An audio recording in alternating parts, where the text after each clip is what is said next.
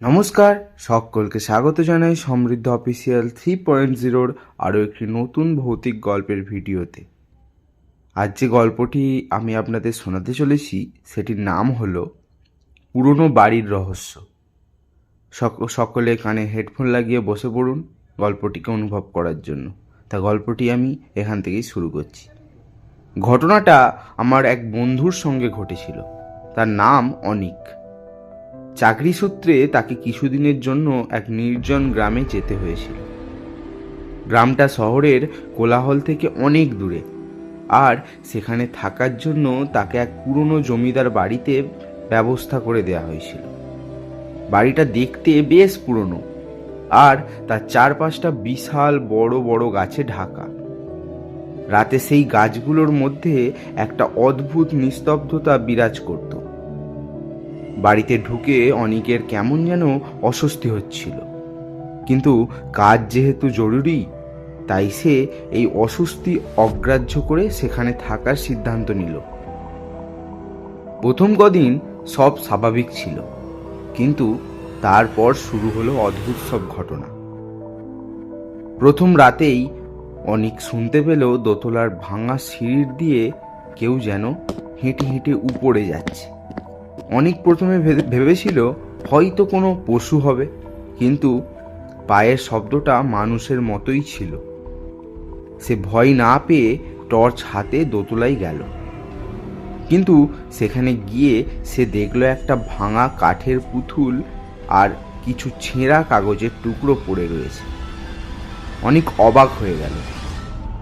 এই দোতলায় তো কেউ থাকে না, তাহলে শব্দটা কোথা থেকে এলো?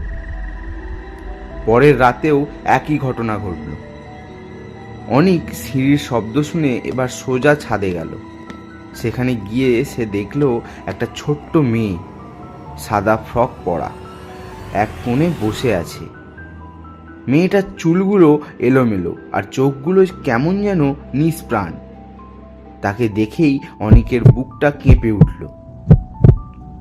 সে কাঁপা কাঁপা গলায় বলল, তুমি কে আর এখানে কি করছো? মেয়েটা কোনো উত্তর না দিয়ে শুধু হাসল। তার হাসিটা ছিল ভীষণ শীতল, যেন সে বহু বছর ধরে হাসেনি। অনেক ভয়ে পেছনে চলে আসতে শুরু করলো, আর যেই মুহূর্তে সে পেছনে ফিরল তখনই মেয়েটা তার সামনে এসে দাঁড়ালো। মেয়েটার হাতটা তার দিকে বাড়িয়ে দিল আর বলল, আমার সঙ্গে খেলবে? ভয়ে অনিকের গলা শুকিয়ে গেল। সে আর ওখানে এক মুহূর্তও থাকতে পারল না। দ্রুত সে তার ঘরে ফিরে দরজা বন্ধ করে দিল। পরের দিন সকালে সে বাড়িওয়ালার কাছে পুরো ঘটনাটা বলে। বাড়িওয়ালা প্রথমে কিছু বলতে চাইল না, কিন্তু অনেকের জোড়াজুড়িতে সে বলল, এই বাড়িতে অনেক বছর আগে একটা ছোট্ট মেয়ে মারা গিয়েছিল। তার নাম ছিল রানী। তার খেলনা পুতুলটা আজও দোতলায় পড়ে আছে। অনেক ভয়ে আর সেখানে থাকতে চাইল না। সে তার জিনিসপত্র গুছিয়ে সেই রাতেই গ্রাম ছেড়ে চলে এলো।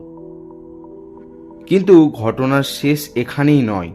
শহরে ফিরে আসার পর যখন সে তার জিনিসগুলো খুলল, তখন দেখল সেই ভাঙা পুতুলটা তার ব্যাগের মধ্যে পড়ে আছে। পুতুলটার চোখ দুটো যেন তার দিকে তাকিয়ে রয়েছে। অনেক ভয় পেয়ে পুতুলটা ছুঁড়ে ফেলে দিল।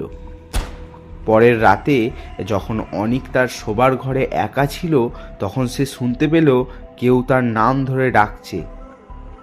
অনেক ভয় পেয়ে চারপাশে তাকালো, দেখলো তার ঘরের এক কোণে সেই ভাঙা পুতুলটা বসে আছে। পুতুলটার চোখ দুটো থেকে জল পড়ছে আর সে কাঁদছে। অনেক ভয়ে চিৎকার করে উঠল। সে বুঝতে পারল এই পুতুলটা তার পিছু ছাড়েনি। আজও যখন অনেক একা থাকে তখন তার মনে হয় সেই ছোট্ট মেয়েটি তার ঘরের এক কোণে বসে কাঁদছে।